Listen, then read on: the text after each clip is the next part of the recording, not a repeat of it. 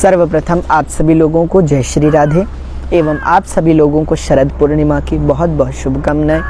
हम भगवान रासरासेश्वर से यह प्रार्थना करेंगे कि भगवान सदैव आपके जीवन में आनंद बनाए रखें और आपके अंतःकरण में महाराज रूपी महा आनंद बना रहे, ऐसी हम भगवान से प्रार्थना करेंगे।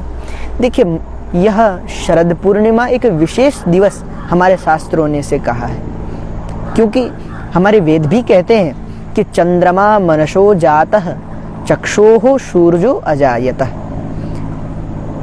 चंद्रमा भगवान का मन है, सूर्य भगवान का नेत्र है, दिशाएं भगवान के कान हैं, वृक्ष भगवान के रोए हैं, ये नदियां भगवान की नाड़ियां हैं। यह समस्त विश्व की कल्पना हमारे वेदों ने भगवान से की है, उस विराट पुरुष से की। तो चंद्रमा भगवान का मन है और चंद्रमा का सबसे अधिक प्रभाव व्यक्ति के मन पर ही पड़ता है। अच्छा, जैसी बातें परमात्मा है वैसे ही ईश्वर अंश जीव अविनाशी, ईश्वर का ही अंश वह जीव है। इसलिए मानव के अंतःकरण में भी 4 अंतःकरण कहे गए हैं, मन, बुद्धि, चित्त और अहंकार। बुद्धि के देव हैं ब्रह्मा, चित्त के देव भगवान नारायण, अहंकार के देव भगवान शंकर है। उसी प्रकार मन के देव भगवान चंद्रमा है। और इस दिन भगवान चंद्रमा अपनी 16 कलाओं से संपन्न होकर समस्त जीव मात्र का कल्याण करते हैं। भगवान अपनी 16 कलाओं से परिपूर्ण होकर इस शरद पूर्णिमा में भगवान चंद्रदेव चारों ओर अमृत की वृष्टि करते हैं, एक आनंद की वृष्टि करते हैं, एक ऊर्जा की वृष्टि करते हैं। पर यह आप पर तय है कि आप इसका उपयोग कैसे करते हैं। तो भगवान चंद्रदेव आज के दिन 16 कलाओं से परिपूर्ण होते हैं, जैसे अमृतत्व, मनदा, पुष्प, पुष्टि, तुष्टि, धृति, शासनी, चंद्रिका, शांति, ज्योत्सना, श्री, प्रीति, अंगदा, स्थायित्व, पूर्ण और पूर्णामृत। इन 16 कलाओं से आज के दिन भगवान चंद्रदेव संपन्न होकर जगत मात्र का कल्याण करते हैं। तो आप अगर देखें तो शरद पूर्णिमा एक बहुत विशेष दिन है, खासकर साधकों के लिए, जो साधना में रत हैं, जो भगवत भजन में रत हैं, उनके लिए यह दिन बहुत शुभ और बड़ा आनंदप्रद है। वैज्ञानिक भी ऐसा मानते हैं, वैज्ञानिकों का भी ऐसा कहना है कि जो व्यक्ति पागल हैं, जिनका मानसिक संतुलन ठीक नहीं है, तो आज के दिन उनका मानसिक संतुलन और ज़्यादा बिगड़ जाता है। तो बात ये नहीं है कि लोग आज इस वजह से लोग पागल हो रहे हैं, नहीं, अपितु यह हमारी मन की तीव्रता को बढ़ा देता है। जैसा हमने भी कहा था कि चंद्रमा मन की देवता है। इस दिन भगवान चंद्रदेव हमारे मन को एक अलौकिक ऊर्जा प्रदान करते हैं। अगर हम प्रसन्न हैं तो आज के दिन हम और ज़्यादा प्रसन्न हो जाएंगे। अगर हम पागल हैं तो हम और ज़्यादा पागल हो जाएंगे। और यदि हम ध्यान में रत हैं तो आप देखिएगा कि अन्य दिनों की अपेक्षा आज के दिन आपका ध्यान और ज़्यादा गहरा और पूर्ण होगा, आनंद देने वाला होगा। इसलिए इस दिन भगवान चंद्रदेव हमारे मन की तीव्रता को बढ़ाते हैं, पर उस तीव्रता को दिशा हमें ही देनी है। जैसे आप देखेंगे बिजली है, बिजली को अगर आप एसी पे जोड़ दें तो वह ठंडी हवा देती है, और बिजली को अगर आप हीटर पे जोड़ दें तो वह गर्म हवा देने लगती है। अच्छा, बिजली ना तो ठंडी है और ना गर्म है, परंतु उसे आप जैसे मोड़ेंगे वो वैसे हो जाएगी। वैसे ही आज के दिन भगवान हमें ऊर्जा प्रदान करते हैं, पर उस ऊर्जा का हमें कहाँ प्रयोग करना है ये हम पर निर्भर करता है। इस ऊर्जा को देखते हुए ही भगवान रासरासेश्वर श्री कृष्ण ने आज के ही दिन वृंदावन में महारास को आरंभ किया था। आज के दिन भगवान ने महारास रचाया था।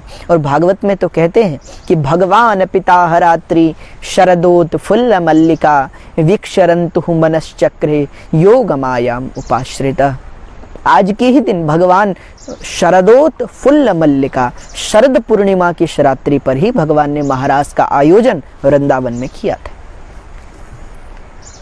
और महाराज कोई सामान्य विषय नहीं है कि गोपियां नाच रही हैं, कृष्ण नाच रहे हैं, बस इतना ही महाराज का प्रयोजन है, नहीं। अपितु श्रुति भगवती कहती है रसो वै सः, परमात्मा रसरूप है और उस रसरूप परमात्मा से एक हो जाना ही महाराज है। महाराज का उद्देश्य ब्रह्म और जीव की एकता है, इसलिए भगवान इस रात्रि को ही महाराज रचते हैं। अच्छा, आप देखेंगे कि जब गोपियां कृष्ण के सन्मुख आई तो गोपियां इकट्ठी आई। वह इकट्ठी तो है पर एक नहीं है, ध्यान से सुनिएगा। इकट्ठा होने में और एक होने में बहुत अंतर है। गोपियां इकट्ठी आई हैं, भागवत जी में कहते हैं निशम्य गीतम तदनंग वर्धनम ब्रज स्त्रिय कृष्ण विष गृहीत मानसा आजग्मुरन्यो ने मलक्षितोद्यमा सयत्र कांतो जवलोल कुंडला। गोपियां इकट्ठी तो आई हैं पर लेकिन एक नहीं है। अब भी उनके अंदर भेद दृष्टि है, दोष बुद्धि है, अभी एकत्व का भाव नहीं है। इसलिए जब कृष्ण महाराज आरंभ हुआ, भगवान तो हर गोपी के पास एक एक स्वरूप से हैं, पर हर गोपी को अहंकार हुआ और उन्हें लगा कि कृष्ण अन्य को छोड़कर मेरे पास आए हैं क्योंकि मैं सुंदर हूं, मेरा स्वभाव अच्छा है, मेरी साधना पक्की है, तो अहंकार हुआ। क्योंकि एकत्व का भाव नहीं था, दोष दृष्टि थी, अन्य से अपने को श्रेष्ठ समझती थी, इसलिए अंतःकरण में अहंकार जागृत हो गया। पर आप देखें कि जब महाराज संपूर्ण हुआ तो गोपियों के अंदर एकत्व का भाव आ गया। उनको यह लगने लगा कि सर्वम खलुमिदं ब्रह्म, ये हमारे शास्त्र कहते हैं सर्वम हेतद ब्रह्म, हर जगह ब्रह्म है, हर जगह कृष्ण है, ऐसा उन्हें अनुभूति होने लगी। एक गोपी तो उनमें से कहती है कृष्णो हम पश्यत गतिम, मैं ही कृष्ण हूं। तो सब एक दूसरे में कृष्ण को देखने लगी, अर्थात सब कृष्ण स्वरूप हो गई, अर्थात सब एक हो गई। इकट्ठी आई थी पर महाराज के पश्चात एक हो गई। इसी का वर्णन शुकाचार्य कहते हैं। शुकाचार्य ने महाराज के पश्चात कहा कि रेमे रमेशो ब्रज सुंदरिर्भिर यथार भकस्व प्रतिबिंब बिभ्रत।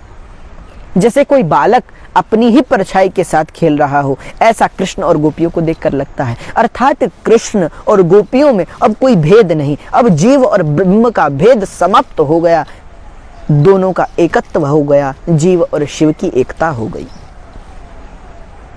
और महाराज का उद्देश्य भी यही है, इसलिए भगवान ने इस दिन महाराज को आरंभ किया। और ये कोई सामान्य रात्रि नहीं है। अभी तो भगवान गीता में कहते हैं या निशा सर्वभूतानाम तस्याम जागृत संयमी, ये संयमनी रात्रि है। इस दिन योगी जागते हैं और भोगी सोते हैं। तो ये आप पर निर्भर है कि इस ऊर्जा को आप कहाँ लगाएं, इसका प्रयोग कहाँ करें। आप इस ऊर्जा को भजन में व्यतीत करते हैं या भोग और भोजन में व्यर्थ करते हैं, ये आप पर निर्भर है। हम तो प्रार्थना करेंगे कि इस दिन जितना हो सके भगवान नाम संकीर्तन करें, इस ऊर्जा का सदुपयोग करें। तो यह जो शरद पूर्णिमा है, इस 30 अक्टूबर को निशीथ व्यापिनी है, रात्रि में आरंभ हो जाएगी और 31 अक्टूबर के संपूर्ण दिन तक यह रहेगी। उस दिन प्रदोष व्यापिनी है। कई लोग ऐसा भी माना जाता है, हमारे आयुर्वेदाचार्य ऐसा कहते हैं कि इस दिन खीर बना करके वो आप 30 तारीख को आज ही अपने छत पर रात्रि में रखें, खीर बना करके और अपनी छत पर उसको रख दें। ऐसे वस्त्र से ढकें जिससे चंद्रमा की किरणें उस पर पड़ें और ऐसे वस्त्र से ढककर उसे छत पर रख दें और अगले दिन 31 अक्टूबर को प्रातःकाल उसका पान करें, तो वह चंद्रदेव की ऊर्जा से अमृत स्वरूप हो जाती है। ऐसा भी माना जाता है कि आज के दिन चंद्रदेव आकाश से अमृत बरसाते थे और कई संतों का तो ऐसा मानना भी है कि रावण के पास भी कुछ ऐसे यंत्र थे कि वह शीशों को लगा करके चंद्रदेव की संपूर्ण ऊर्जा को अपनी नाभि में एकत्र कर लेता था और वह ही उसकी नाभि में अमृत का काम करती थी वह ऊर्जा। इसलिए जब भगवान राम ने उसका अंत किया तो उससे पूर्व उसकी नाभि में जो अमृत था भगवान उसे सुखा देते हैं, फिर उसका अंत करते हैं। तो इस दिन भगवान चंद्रदेव आकाश से अमृत की वृष्टि और समस्त जीव मात्र के कल्याण के लिए अपने आनंद की वृष्टि करते हैं। तो कई लोग खीर भी रखते हैं। बाकी अगर आपको व्रत करना है या स्नान दान करना है तो ये 31 अक्टूबर को करें, क्योंकि उस दिन प्रदोष व्यापिनी है, दिन में है, तो उस दिन आप व्रत करें और जितना हो सके भगवान नाम संकीर्तन करें।